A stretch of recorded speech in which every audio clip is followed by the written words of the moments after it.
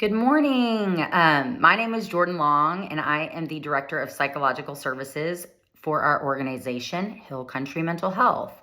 Thank you all for joining me today. I know many of you are longtime practitioners and many of you are brand new to the team. I'm super excited to share the draft business plan that our leadership team has developed together for our new mental health outpatient program opening next month.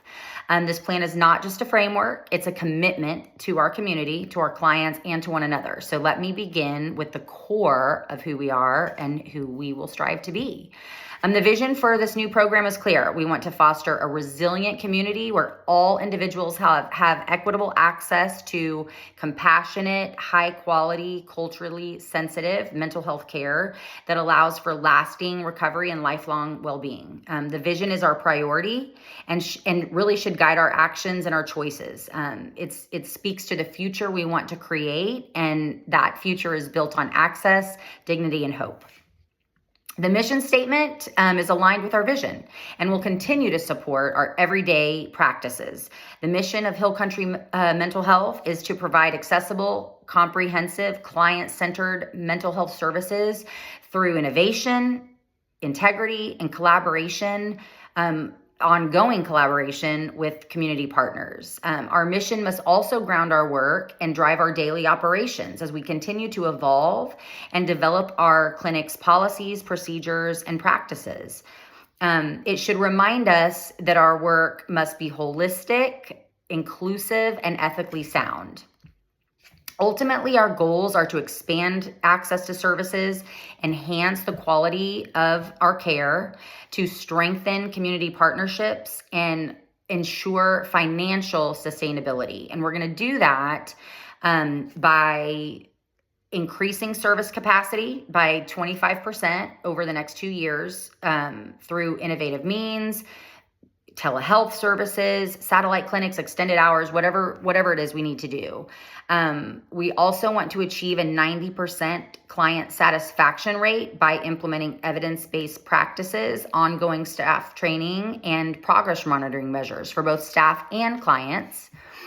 I would also like to ask that our mental health leaders continue to build partnerships with community partners through local housing authority, employment, justice-involved programs. We need to be adding to those community partners each fiscal year. And then lastly, we would like to maintain at least a 90% collection rate for client services.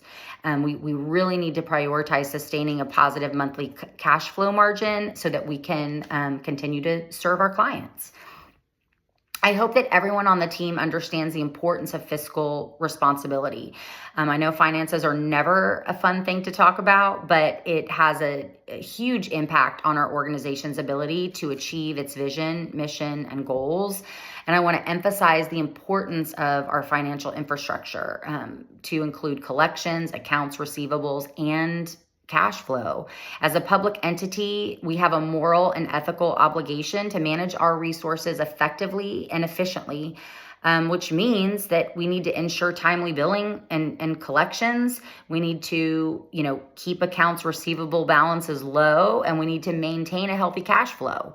Ultimately, we are not just protecting our income. We are protecting our clients' rights to uninterrupted care and our staff's rights to the tools and stability they need to do their jobs effectively.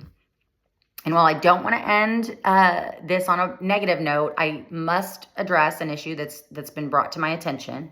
To be fully transparent and direct, it's my understanding that we've had some cases where staff has either inaccurately or incompletely documented services and client charts that have led to erroneous claims and inflated revenue. And I want to be absolutely clear with this group that this organization will never expect a team member to engage in dishonest practices to financially benefit, or to sustain this organization. This practice is clearly unethical and illegal and really contradicts everything that we are working for. And so that, practices like that will never be endorsed by our leadership.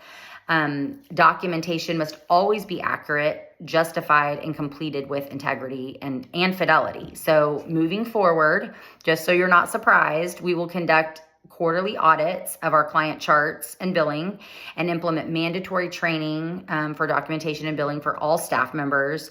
We will also create an anonymous reporting line. So if you do come across concerns or you have questions that you feel are important to share, you can do so without any fear of retaliation or, anything like that. So I want to ensure this team that this is not about blame. It's about accountability and integrity and doing what's right. And that should really inform every decision that we make.